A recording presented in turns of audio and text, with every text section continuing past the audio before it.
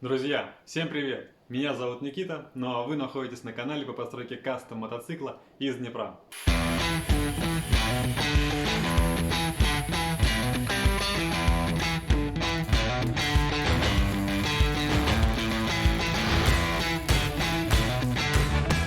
Если для вас до сих пор еще Днепр это река, между прочим, четвертое по величине в Европе, то для меня Днепр это старый мотоцикл прямиком из СССР. Да, друзья, я взялся за этот проект и решил сделать по-настоящему крутой кастом из Днепра. Действительно, это очень сложный проект по причине того, что когда создавали его в те времена, инженеры-конструкторы в принципе не думали о том, что его нужно делать каким-то красивым. За все, что я не возьмусь, реально нужно переделывать абсолютно полностью. Также в те времена технологии не позволяли сделать ресурсные двигатели, коробки передачи, редукторы. То есть все, что доехало по итогу до меня, имеет безумно дикое плачевное состояние. То есть можно, конечно же, это все оставить в том виде, в котором оно есть, и в принципе это будет работать, но для того, чтобы сделать кастом, мне кажется, все-таки сделать только внешний вид мотоцикла, этого недостаточно. И очень большое количество времени мной было потрачено восстановлению всех агрегатов и узлов этого мотоцикла. Итак, возвращаясь к мотоциклу, я уже практически поставил точку в восстановлении всех узлов и деталей. Я думаю, останавливаться на этом не имеет никакого смысла по причине того, что на YouTube очень большое количество информации и ресурсов. А моя задача будет рассказать вам, как сделать красивый проект, как сделать внешний вид этого мотоцикла. Этот проект еще абсолютно не завершен. Он собирается на черновую, и каждый этап мне придется пройти еще раз для того, чтобы доточить, досверлить, доварить. Ну а теперь, я думаю, пора бы и познакомить вас с моим мотоциклом. Давайте я расскажу немного о нем.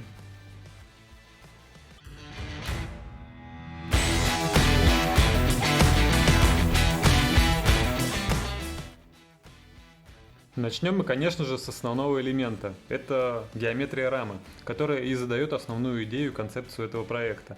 На данный момент рама имеет уже готовые очертания, задняя часть была полностью распилена в стапеле и после чего сварена по новой.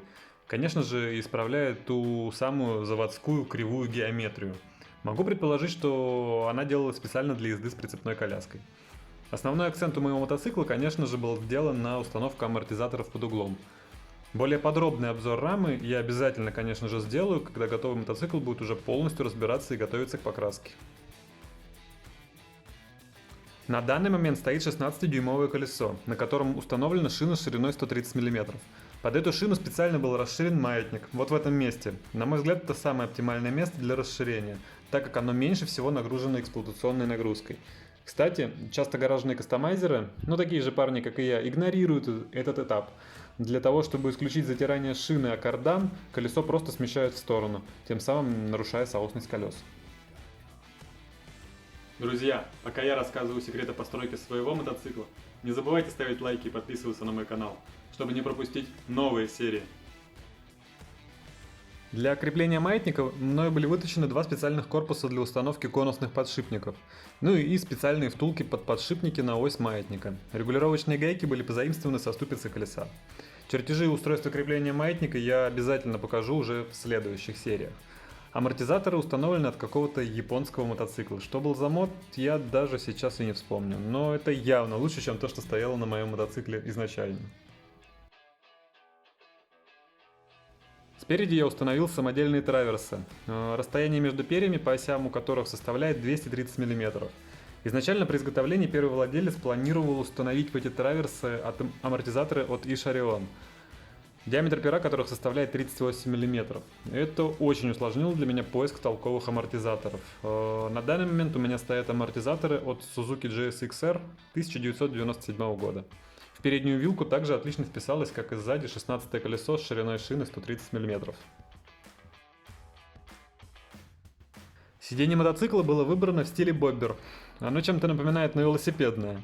Кстати, я даже видел, как кто-то из парней на ютубе так и сделал. Поставил сидуху от старого велосипеда. Получилось прикольно. Сиденье крепится через специальный кронштейн к усиленной подкабинной рессоре от КамАЗа, под которую было также сварено специальное крепление уже на раме. Бак мотоцикла и двигатель остаются нетронутыми для того, чтобы хоть как-то разглядеть в этом мотоцикле очертания того самого советского Днепра. Ну и, конечно же, попытаться доказать сотрудникам ГИБДД, что это тот самый Днепр, который указан в документах. Ох, как я уже жду с нетерпением этих незабываемых встреч. Друзья, а на этом серия по обзору моего кастом Днепра подходит к концу. В следующей серии мы обязательно приступим уже к созданию по-настоящему крутых кастомных деталей для этого проекта. Ну что ж, друзья, подписывайтесь на мой канал, обязательно ставьте лайки, пишите комментарии, ну и до скорых встреч!